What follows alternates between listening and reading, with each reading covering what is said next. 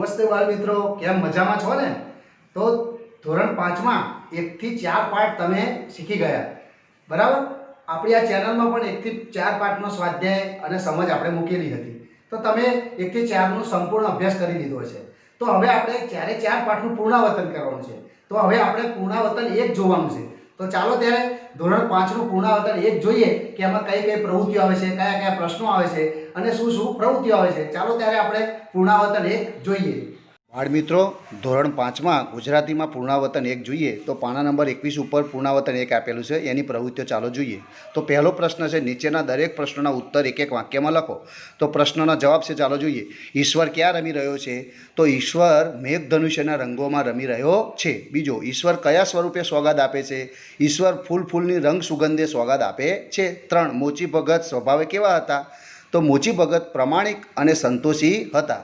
4, મોચી ભગત નવા ઓજાર ક્યારે વસાવી શક્યા? તો મોચી ભગત 12 મહિના મજૂરી કરી અને નવા ઓજાર વસાવી શક્યા. ધરતી પર શું શું સુંદર દેખાય છે?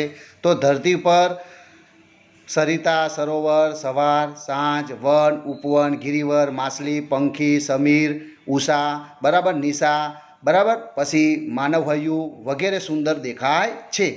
ચલો હવે બીજી પ્રવૃત્તિ છે, નીચેના વાક્યોમાં આપેલા વિકલ્પમાંથી સાચા વિકલ્પ સામે ખરું કરો.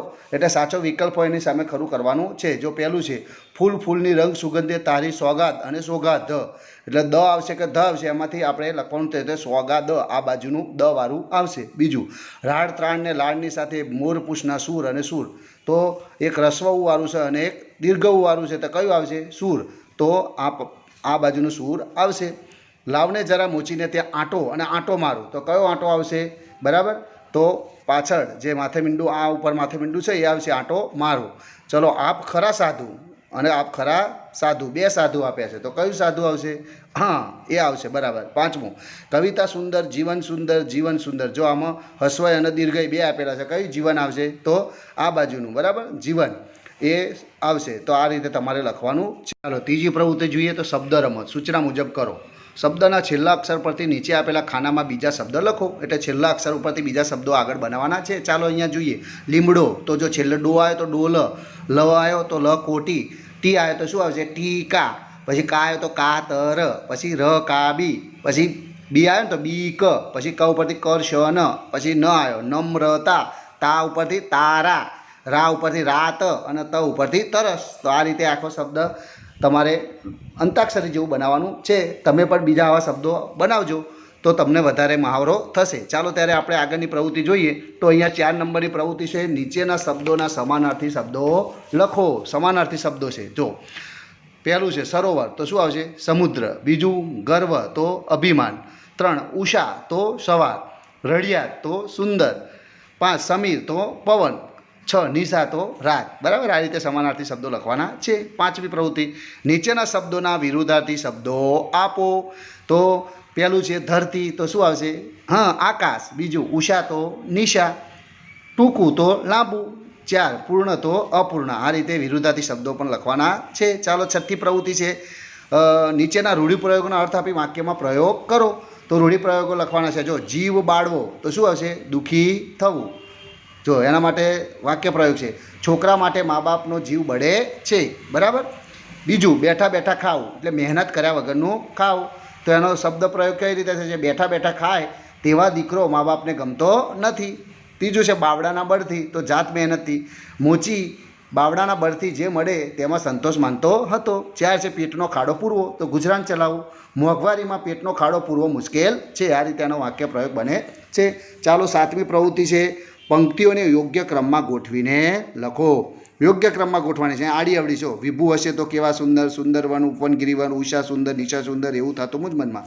આ આડી અવળી પ્રવૃત્તિ છે, એટલે પંક્તિઓ છે, એને આપણે સીધી જોડવાની છે. કઈ રીતે જોડાશે? તો પહેલાં શું આવશે? હા, ઉષા સુંદર, નિશા સુંદર. એ પછીની આવશે સુંદર વન, ઉપવન, ગિરિવન. બરાબર. અને ત્યારબાદ આવશે વિભુ હશે તો કેવા સુંદર, એવું થતું મુજ મનમાં. એ રીતે ક્રમિક આ કાવ્ય પંક્તિ લખવાની છે, જે પાઠ્યપુસ્તકમાં કવિતામાં આપેલી જ છે. તો એમાં જોઈને પણ તમે લખી શકો છો. ચાલો 8મી પ્રવૃત્તિ જોઈએ. 8મી પ્રવૃત્તિમાં શું છે? ઉખાણા બનાવો અથવા મેળવીને લખો. ઉખાણા બનાવવાના છે તમારે. જો દેશિયાકમાં આપ્યા હોય, અમુક વાર્તાની ચોપડીમાં ઉખાણા આપ્યા હોય છે ને, એ તમારે લખવાના છે. તો અહીંયા પહેલું આપણને ઉદાહરણ આપ્યું છે. જો રાતા રાતા રતનજી ઉપર લીલા પાન, મૂડાના તે સગાભાઈ અથાણામાં માન. અથાણામાં માન કોણ આવે? હા, એ આપેલું જવાબ. જો ગાજર. બરાબર. તો એવી રીતે બીજું ઉખાણું આપણે લખીએ તો કાદવમાં જન્મીને પાણી ઉપર રહે. બરાબર. રૂપ રંગને સુગંધથી કોઈ એને ચાહે, તો એ કમળ. તો એવી રીતે બીજા તમારે અહીંયા ચોથું લખવાનું છે, ત્રીજું લખવાનું છે. એ રીતે તમારે બીજા દેશકમાં જોઈને આવા ઉખાણા બનાવીને લખવાના છે. આવડશે ને? હા, ચલો ત્યારે હવે 9મી પ્રવૃત્તિ જોઈએ. તમારા ઘરમાં, શાળામાં જોવા મળતા સામાયિકો, વર્તમાનપત્રો, પુસ્તકો વગેરેની યાદી બનાવો. બરાબર. અહીંયા તમારે ઘરમાં અને શાળામાં કયા કયા સામાયિકો આવે છે, વર્તમાન પત્રો આવે છે અને પુસ્તકો આવે છે. જો દાખલા તરીકે સામાયિકો તો બાલસૃષ્ટિ, સફારી, નવનીત, આ બધા સામાયિકો આવે છે. પછી વર્તમાનપત્રો તો ગુજરાત સમાચાર, સંદેશ, એ બધા વર્તમાનપત્રો કહેવાય. પછી એ રીતે પુસ્તકો તો પુસ્તકો કયા કયા છે, ઘરમાં હોય, સ્કૂલમાં, તો એની યાદી આ રીતે બને. પુસ્તકો તો રામાયણ, મહાભારત, પંચતંત્રની વાર્તાઓ, એ રીતે પુસ્તકોની યાદી બને. તો આવી યાદી તમારે નોટમાં લખવાની છે. ચાલો 10મો પ્રવૃત્તિમાં શું કહે છે? નીચેના ફકરામાં યોગ્ય વિરામચિહ્નો મૂકી ફકરો ફરીથી લખો. યોગ્ય વિરામચિહ્નો મૂકવાના છે. જો આમાં વિરામચિહ્નો નથી. બરાબર. આપણે આગળ શીખી ગયા ને વિરામચિહ્નો વિશે, તો એવા વિરામચિહ્નોનો ઉપયોગ કરવાનો છે. આ ફકરો તમારે મોચીવાળા પાઠમાં બરાબર જોવાનો છે. અને એમાં જોઈને કયા કયા આપેલા છે એ તમારે જોવાનું. જો અહીંયા વાંચે, મોચી સાધુ સામે જોઈ હસવા લાગ્યો, તેને કહ્યું કે જે કહેવાના એ જ લેવાના મહારાજ, આપણી ઈચ્છા હોય તો બનાવો. સાધુએ કહ્યું અચ્છા બનાવો, ક્યારે આપશો? જો અહીંયા કોઈ પણ જાતનો વિરામચિહ્નોનો ઉપયોગ કર્યો નથી. અહીંયા આપણે કરીએ તો કઈ રીતે લખાશે? જો મોચી સાધુ સામે જોઈ હસવા લાગ્યો. બરાબર. અહીંયા આવશે શું આવશે? પૂર્ણ વિરામ. બરાબર. પછી તેણે કહ્યું, કહ્યું એ અલ્પવિરામ, અને જે કહેવાના ત્યાં ગાડી આવશે ઉતરણ ચિહ્ન, અહીં ચાલુ થશે. જે કહેવાના તે જ લેવાના મહારાજ. બરાબર. લેવાના છે, અહીંયા પાછો અલ્પવિરામ આવશે. મહારાજ પૂરું થાય ત્યાં ગાડી શું આવશે? હા, આશ્ચર્ય ચિહ્ન આવશે. અને આપણી ઈચ્છા હોય તો બનાવવું. જો બનાવવું અહીંયા ટપકું એટલે કે પૂર્ણ વિરામ, અને પેલા જે ઉતરણ ચિહ્નો આપણે ચાલુ કર્યા હતા અહીંયા પૂરા થશે. નીચે સાધુએ કહ્યું, અહીંયા અલ્પવિરામ, અચ્છા બનાવો, ક્યારે આપશો? તો અચ્છાથી ઉતરણ ચિહ્નો ચાલુ થાય, બનાવો ત્યાં પાછું અલ્પવિરામ, અને ક્યારે આપશો એ પછી પ્રશ્નાર્થ ચિહ્નના ઉતરણ ચિહ્નો પીરો, અને ત્યાં પાછું આ રીતે આપણે લખવાનું છે. આ આવું બેઠું લખેલું અંદર આપણે ચોપડીમાં પણ આ ફકરામાં આપેલું હશે.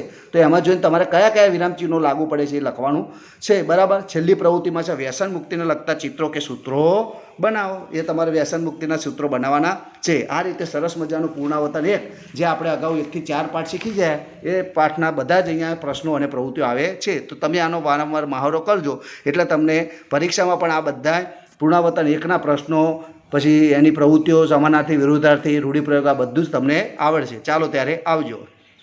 બાળ મિત્રો, પૂર્ણાવર્તનની પ્રવૃત્તિઓ અને પ્રશ્નોના જવાબ તમે મેળવ્યા ને? તો આ પ્રશ્નોના જવાબ અને પ્રવૃત્તિઓ તમે વારંવાર નોટબુકમાં લખી અને એનો અભ્યાસ કરજો અને મહાવરો કરજો, જેથી પરીક્ષામાં તમને કામ આવશે. ચાલો ત્યારે ફરી કોઈ નવા એકમ સાથે મળીશું. આવજો.